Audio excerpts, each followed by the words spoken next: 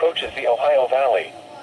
The threat for precipitation will continue through the weekend as low pressure tracks through the Great Lakes. Yes, there it is! Finally! 11 minutes later. Finally. You a bug. Kill yourself.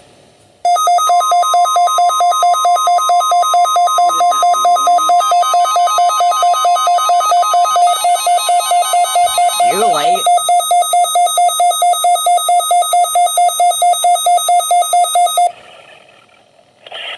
This is the National Weather Service office in Wilmington, Ohio. Preceding signal weather radio station WKIG 86 Columbus, Ohio, public warning system. During potentially dangerous weather situations, especially built receivers can be automatically activated by the signal to warn of impending hazards.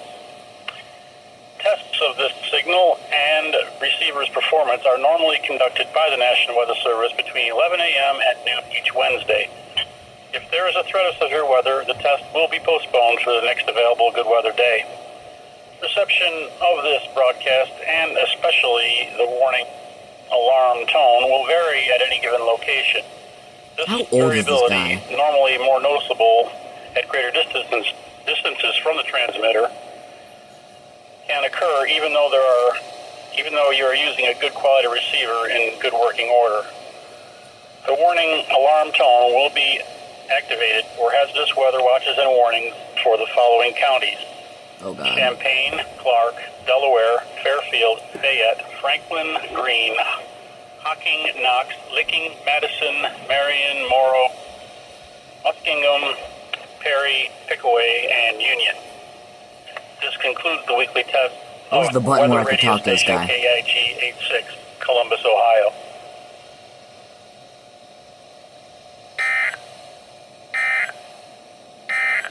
Now looking at the weather patterns affecting the southern... Who is he?